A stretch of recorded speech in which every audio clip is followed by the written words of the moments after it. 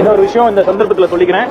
அந்த கிட்னி திருட்டு ரேக்கு அந்த சம்மந்தமாக ஒரு அப்டேட் என்னென்னா, இந்த சம்மந்தப்பட்ட கல்லூரிகள் மற்றும் அந்த டாக்டர் மேலே நம்ம கேஸ் ஃபைல் பண்ணியாச்சு. இப்போ அந்த அரசு வழக்கறிஞர்கள்லாம் அப்பாயின்ட் பண்ண பிறகு அது அங்கே இருக்கிற நாமக்கல் ஜேஎம் கோர்ட்டில் நம்ம கேஸ் ஃபைல் பண்ணியிருக்கோம். அந்த டீடைல்ஸ் நான் கொடுத்துருவேன். Tamil Nadu police, please arrest Julie and team immediately. உங்களை கெஞ்சி கேட்கிற அரஸ்டர் இம்மீடியட்லி. கரெக்டா வந்து நம்ம டிவிக்கு ஆளுங்க எந்த இடத்துலயும் பாஜகவை பத்தி பேசற கூடாதுன்றதுல ரொம்ப தெளிவா இருக்காங்க.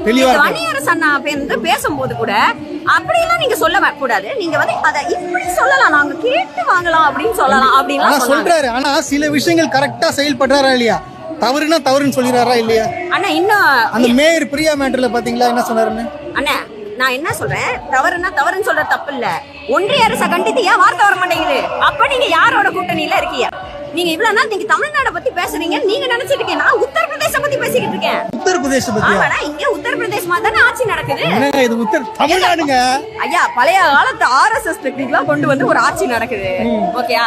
நாட்டுல அவ்வளவு குற்றங்கள் நடக்குது, அதுக்கு வாயை திறங்க. காவல்துறை கிட்ட தயவு செய்து பாதை தொட்டு கும்பிட்றேன். எங்கள் அண்ணன் செந்தில் பாலாஜி இருந்தா இமயமலை படிவாரத்துக்கு அடியில் ஒழிஞ்சிட்டாரு. எங்கள் அக்காவை விட்டுறாதீங்க. அப்படியே எங்கள் அக்காவை பிடிச்சாலும் லோக்கல் ஜெயிலில் ஓட்டுறாதீங்க, புழல் ஜெயிலெல்லாம் அந்த மாதிரி நிற்காம தீவுக்குள்ளே ஓடுங்க, கடல் தாண்டி உள்ள இருக்குன்னு அதெல்லாம் பார்க்கணும்.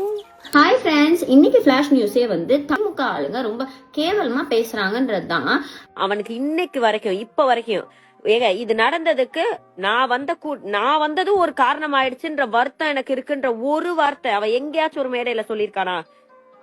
என்னன்னா இவ்வளவுதானா நான் உங்க கட்சி ஏன் இப்படி போதும்? உனக்கு பக்கவாதமா ஜூலி? உனக்கு சிக்னி திருடி எக்கா ஜூலிக்கா பிக் பாஸ்ல கொலைச்சது. ஐயோ, எங்கேஜ்மெண்டா கல்யாணமா உனக்கு என்னமோ ஒண்ணு நடந்துச்சு இல்ல? இப்போதான் நீ ஃப்ரெஷ்ஷா கொலைக்கிட.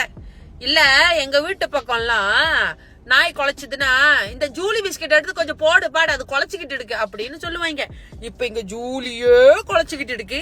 இந்த ஜூலிக்கு என்ன பிஸ்கெட் போடலான்னு நாங்கெல்லாம் உட்காந்து யோசிச்சுக்கிட்டு இருக்கோம். ஜூலிக்கு நோட்டீஸ் வந்திருக்கு. அப்போ அதுவும் காவல் ஆணையர் அலுவலகத்துல இருந்து, அதுவும் தவேக ஆட்சியில வந்திருக்குன்னா இதுக்குள்ளேயே ஒரு கதை இருக்கு பாருங்க. என்ன கதைன்னா, கிட்னி திருடினேன்னு ஜூலி மேலே 8 பேர் புகார் கொடுத்தாங்க. இல்லை, அதுக்கு எதிராக ஜூலியை போலீஸில் வழக்கு போட்டு நிற்கிறாங்க. அந்த வழக்கில் தான் இப்போ நோட்டீஸ் வந்திருக்கு. ஜூலிக்கு இல்லை, ஜூலி மேலே புகார் கொடுத்த அந்த 8 பேருக்கு. அப்போது இதில் தவேக பேருக்கு ஒரு கோபம் வருது. என்னென்னா, கிட்னி திருடினவங்களுக்கு நோட்டீஸ் கொடுக்கப்படாமல் கிட்னி திருடினேன்னு பேசினவங்களுக்கு நோட்டீஸ் கொடுக்குறியேன்னு கேட்குறாங்க. இதுக்கு நேர் எதிராக திமுக ஆதரவாளர்கள் பேசுகிறது என்னென்னா, ஆதாரம் இல்லாமல் ஒருத்தர் மேலே அவதூறு பரப்பினா அதுக்கு நோட்டீஸ் தானே கொடுக்கணும், அது சட்டப்படி நடக்கிற ஒரு விஷயம்னு சொல்கிறாங்க. இப்போ இது ஏன் இவ்வளோ பெரிதாக ஆகுதுன்னு பார்த்தா, இந்த ஜூலி விஷயமே ஆரம்பித்தது கிட்னி கேஸில் இல்லை, விஜய் வேலூரில் ஒரு குட்டி கதை சொன்னார் இல்லை, அதை ஜூலி விமர்சித்து ஒரு வீடியோ போட்டாங்க. அதுக்கு பிறகு தான் இந்த கிட்னி கேஸ் திடீர்னு ஜூலி பேரில் வந்து ஒட்டிக்கிச்சு. அதாவது டைம் லைனை வச்சு பார்த்தா முதல்ல விஜய் விமர்சனம், அப்புறம் தான் கிட்னி குற்றச்சாட்டு. இது தற்செயலாக நடந்ததா இல்லை திட்டமிட்டு நடந்ததான்னு 2 பக்கமும் வேறு வேறு கதை சொல்கிறாங்க. அதாவது நீங்கள் கவனித்து பாருங்கள், அவங்க கிட்னி மோசடி பற்றி பேசுனதுக்கு எந்த ஆதாரமும் இல்லாத நேரத்திலேயே ஆயிரக்கணக்கானவங்க வந்து நாயின்னு கிட்னி திருட்டின்னு எல்லாம் திட்ட ஆரம்பித்தாங்க. தவேக பெண் நிர்வாகி ஒருத்தர் நேரடியாக வீடியோ போட்டு அட்டாக் பண்ணாங்க. அது ஒரு வைரல் மொமெண்ட் ஆகிடுச்சு. அதில் அவங்க சொன்ன வார்த்தைகள் ரொம்ப கடுமையாக இருந்துச்சு. சின்ன குழந்தைங்களுக்கு நடந்த வன்கொடுமைகளை போதும்னு பேசாதவங்க விஜய பேச்சை மட்டும் கண்டிக்கிறீங்களான்னு ஒரு கேள்வியும் அதில் வச்சாங்க. அது வேற ஒரு விவாதத்தை திறந்து விட்டுச்சு. இப்போ கிட்னி கேஸ் நிஜமாக இருக்கான்னு பார்த்தா, ஆமாம் நிஜமாகவே இருக்குது. திருச்சி பெரம்பலூர் பக்கம் இருக்கிற ஒரு ஆஸ்பத்திரி மேலே வழக்கறிஞர் நெல்சன் ஏற்கனவே ஒரு பெரிய வீடியோ போட்டிருந்தார். அதில் ஜூலியோட முந்தைய தோழி ஷர்மிளாவும் அந்த ஆஸ்பத்திரியும் தொடர்பு இருக்கான்னு சொன்னார். அரசு விசாரணை பண்ணி அந்த ஆஸ்பத்திரி லைசன்ஸையும் ரத்து பண்ணிடுச்சு.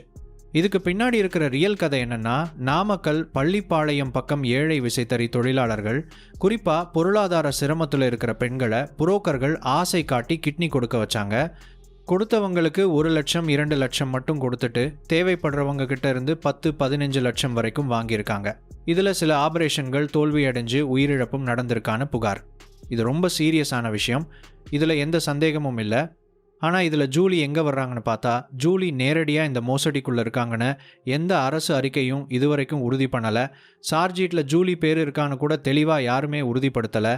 ஆனால் ஜூலி பேர் ஏற்கனவே எல்லாருக்கும் கிட்னி திருடின பேராக ஆகிடுச்சு. ஜூலி ஒரு காலத்தில் நர்ஸாக வேலை பார்த்துருக்காங்கன்னு ஒரு விஷயம் இருக்குது. அதை மட்டும் வச்சு இந்த மோசடிக்கும் அவங்களுக்கும் தொடர்பு கட்டிடுறாங்க. அதுதான் இந்த கதையோட ரியல் ட்விஸ்ட். கிட்னி மோசடி நடந்தது உண்மைதான், ஆனால் அதில் மாட்டிக்கிட்டவங்க வேற, ஜூலி பேர் பேசப்படுறது வேற. ஏன்னா அவங்க விஜய்க்கு எதிராக பேசினாங்க. அதனால் அவங்க பேரில் இந்த கேஸ் கட்டி விடுறது ரொம்ப ஈஸியாக ஆயிடுச்சு. இதுக்கு நடுவில் சுகாதார அமைச்சரே இது கிட்னி திருட்டு இல்லை, உறுப்பு தான முறையில் ஏற்பட்ட முறைகேடுன்னு தெளிவுபடுத்தினார். அதாவது சட்டப்படி பார்த்தா இது ஆர்கன் டிரான்ஸ்பிளான்ட் ரூல்ஸில் இருக்கிற ஓட்டைகளை வச்சு நடந்த ஒரு மோசடி, திருட்டுன்னு நேரடியாக சொல்லுறது தவறு அப்படின்னு அரசு தரப்பு நிலைப்பாடு. ஆனால் யூடியூப்பில் இருக்கிறவங்களுக்கு கிட்னி திருட்டு தான் நல்ல டைட்டில், ஆர்கன் டிரான்ஸ்பிளான்ட் ரெகுலேஷன் மீறல் அப்படின்னு எழுதுனா யாருமே கிளிக் பண்ண மாட்டாங்க. அதனால் இந்த வார்த்தையே ஸ்டிக் ஆயிடுச்சு. இப்போ கேஸ் ரீஓப்பன் ஆகுமான்னு எல்லாரும் கேட்குறாங்க. ரியல் கிட்னி கேஸ் அரசுல இன்னும் நடந்துக்கிட்டே தான் இருக்குது. சிறப்பு புலனாய்வு குழு இன்னும் விசாரணையிலேயே இருக்காங்க. ஆனால் ஜூலி பேர் அதில் எந்த கட்டத்துலையும் அதிகாரப்பூர்வமாக சேர்க்கப்படலைன்னு தெரிஞ்சாலும் அவங்களுக்கு எதிரான 2 பக்கமும் இந்த கேஸை தங்க அரசியலுக்கு பயன்படுத்திக்கிட்டே இருக்காங்க. தவேக பக்கம் இருக்கிறவங்களுக்கு ஜூலி பேர் இருந்தால் அது ஒரு ஆயுதம், திமுக ஆதரவு பேசினவங்க கூட கிட்னி மோசடிக்குள்ளே இருக்காங்கன்னு காட்டுறதுக்கு. திமுக ஆதரவு பேசுகிறவங்களுக்கு ஜூலி மேலே வர்ற இந்த குற்றச்சாட்டு ஆதாரம் இல்லாமல் வெறும் அவதூறுன்னும், விஜய்க்கு எதிராக பேசின ஒவ்வொருத்தர் மேலேயும் இப்படி புது புது கதை கட்டிவிடுறது ஒரு பேட்டர்னும் காட்டுறாங்க. 2 பக்கமும் ஒரே ஆதாரம், ஆனால் 2 பக்கமும் அதை வேற கோணத்தில் காட்டுறாங்க. அதுதான் தமிழ்நாடு பாலடிக்ஸ். நிஜமான கேஸ் நிஜமாக இருக்குது, நிஜமான பாதிக்கப்பட்டவங்க இருக்காங்க. ஆனால் அந்த நிஜத்தை விட யார் பேர் ட்ரெண்ட் ஆகுதுன்னு தான் இங்கே முக்கியமாகிடுச்சு. கடைசியில் நோட்டீஸ் யாருக்கு போச்சு? கேஸ் ரீஓப்பன் ஆகுமா? ஜூலி பேரில் எப்போ சார்ஜ் போடப்படும்னு எல்லாம் இன்னும் தெளிவாக இல்லாத நேரத்தில் இந்த விவகாரம் இன்னும் நீளும் அப்படித்தான் தெரியுது.